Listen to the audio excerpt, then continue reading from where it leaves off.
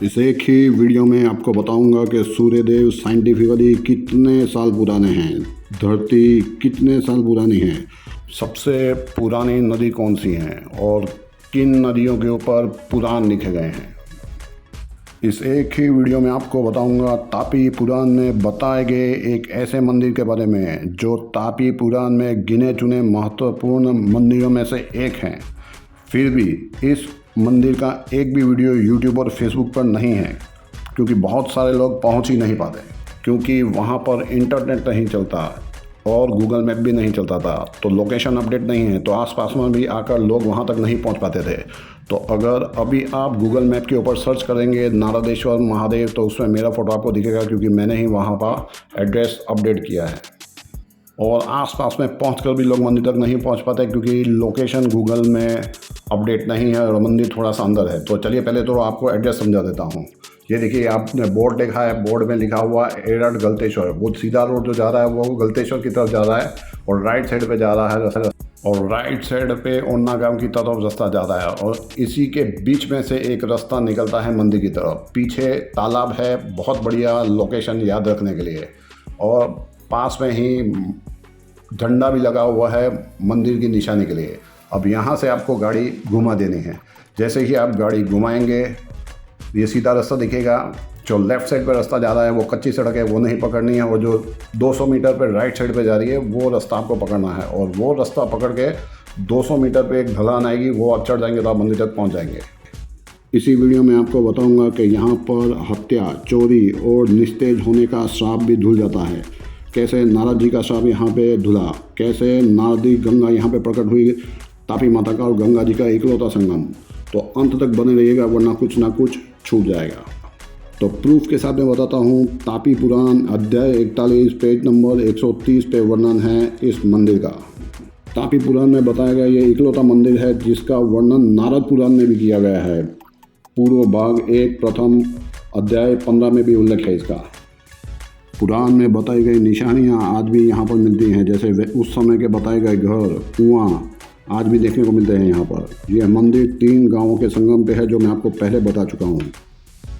नारद जी ने ये शिवलिंग की स्थापना की थी श्राप मुक्त होने के लिए महादेव की आज्ञा से, इसीलिए मंदिर का नाम है नारदेश्वर महादेव। 2 किलोमीटर की दूरी पर है बारडोली का प्रसिद्ध मंदिर गलतेश्वर महादेव। आज तक आपने कितने ऐसे मंदिर देखे हैं जिसमें शिवलिंग के अंदर से पानी बहने की आवाज़ें आती हो। शिवलिंग के अंदर नारदी गंगा बहती है, जो आगे जाके तापी माता में जिनका संगम होता है, जिसका वीडियो आपको मैं आगे बताऊंगा। बच्चों के साथ में आएँ या बड़ों के साथ में आएँ तो खुश हो जाएंगे, बड़े भी यहाँ पर आकर बच्चे बन जाते हैं। उस नारदी गंगा का वीडियो मैंने कमेंट बॉक्स में दिया है, डिस्क्रिप्शन बॉक्स में। माघ मास की पूनम को खास महत्व है दीपक जलाने का नारदेश्वर महादेव में। पास में 2-3 किलोमीटर पर गलतेश्वर महादेव, वरुणेश्वर महादेव, सोमनाथ महादेव, ये सब पास में ही है। सबकी लिंक मैंने डिस्क्रिप्शन बॉक्स में दी है। माघ मास की पूर्णिमा के दिन नारदेश्वर महादेव प्रकट हुए थे। जो आज के दिन स्नान और दर्शन करता है नारदी गंगा में, इंद्र भी उसके सामने ज़्यादा देर नहीं टिक सकते। जो आज के दिन यहाँ दीपदान करता है उस पर ब्रह्मा जी भी प्रसन्न हो जाते हैं। गंगा जी और तापी जी के संगम का जो जलपान करता है उसे वापस गर्भ में नहीं जाना पड़ता, मोक्ष की प्राप्ति होती है। पूर्वजों को यहाँ तर्पण करने का कई गुना फल मिलता है। जो आज के दिन नारदी गंगा में स्नान करता है तापी संगम पर, उसमें स्नान करके 1000 माघ मास स्नान का फल मिलता है। ऐसा मैं नहीं कह रहा, स्कंद पुराण के तापी महात्म्य में महादेव भगवान कार्तिकेय से कह रहे हैं। महादेव ने कहा है जो पुण्य पुष्कर में सोने का दान करने से मिलता है वो यहाँ आज के दिन स्नान करने से मिलता है। रविवार को यहाँ स्नान करने का विशेष महत्व होता है क्योंकि तापी माता भगवान सूर्य की पुत्री हैं। 1000 गोदान का फल मिलता है आज के दिन यहाँ पर दीपदान, स्नान और दर्शन करने से। आज के दिन गलतेश्वर महादेव के साथ भी दर्शन करने वाले को कई यज्ञों का फल मिलता है।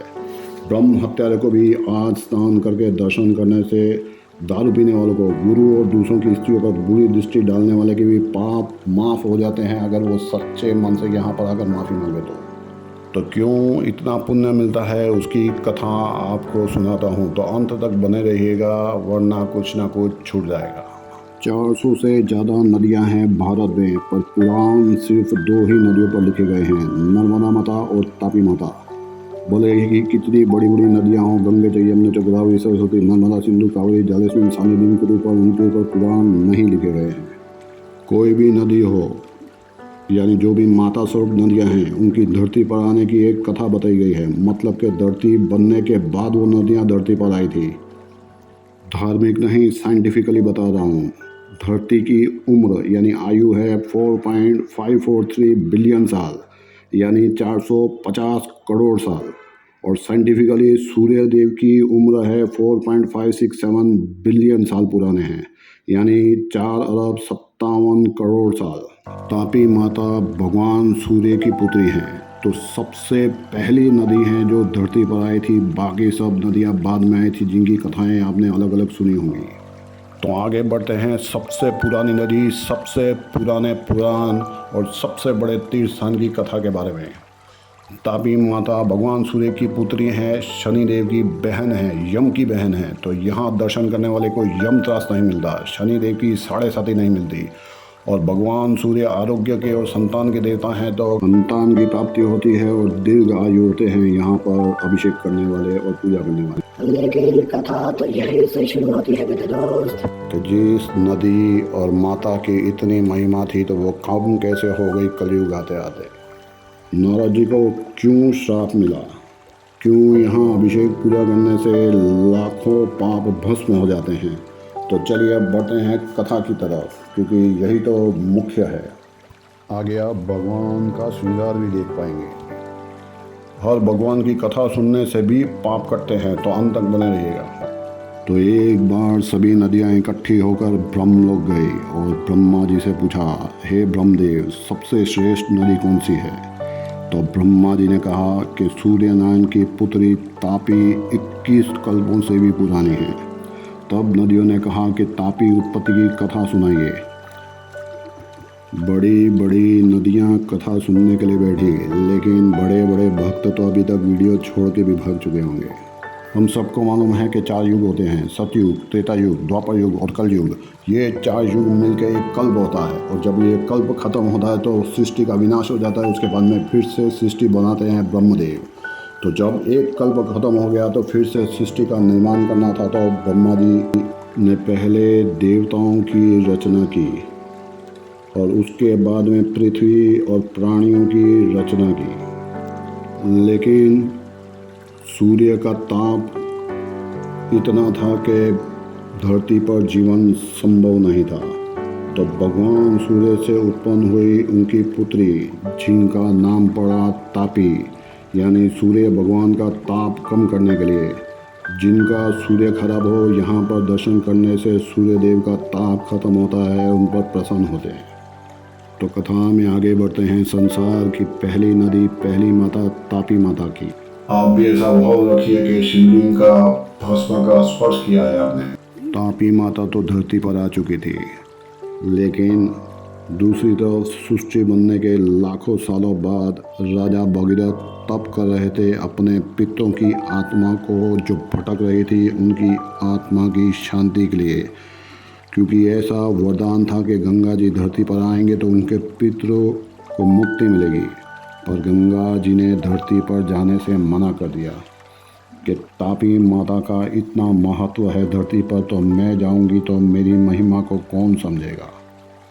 तब महादेव ने कहा कि सागर राजा के पितरों के उद्धार करने के लिए आपका धरती पर जाना जरूरी है। इसलिए मैं नारद और गंधर्वों को तापी पुराण का हरण यानी अपहरण करने के लिए भेजूंगा। तब महादेव के आश्वासन पर गंगा जी धरती पर आने के लिए तैयार होगी।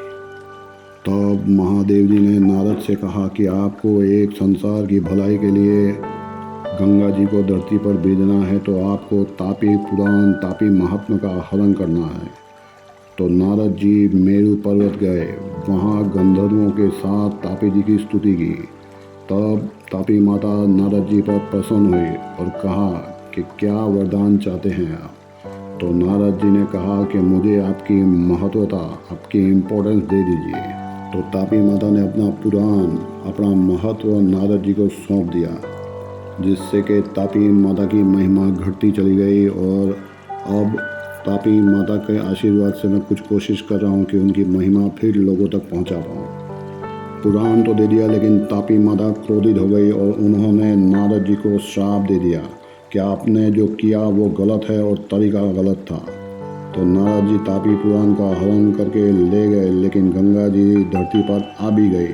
पर तापी माता के क्रोध से नारद जी का तेज चला गया और वो अपने पिता ब्रह्मा जी के पास गए और फिर महादेव से उपाय पूछा। तो महादेव के आदेश से नारद जी तापी किनारे आए। उन्होंने तापी जी की महिमा का स्तुति गाई और महादेव की आराधना की। जिस शिवलिंग की नारद जी ने आराधना की वो कहलाए नारदेश्वर महादेव, जिनके आप दर्शन कर रहे हैं। जहाँ नारद जी के पाप गल गए थे, 3 किलोमीटर दूर है गलतेश्वर महादेव, जिसकी लिंक मैंने कमेंट बॉक्स में दी है। वो दिन था माघ मास की पूर्णिमा का। तो हर रविवार और माघ मास की पूर्णिमा को यहाँ पे पूजा का विशेष महत्व है। मैं भी यहाँ पर आकर बच्चा बन गया और माँ की गोद में खेलने लगा। ऐसे ही एक अदर मंदिरों के दर्शन करने के लिए बेल का आइकन दबाएं और सब्सक्राइब करें यूट्यूब चैनल रोज एक मंदिर का दर्शन।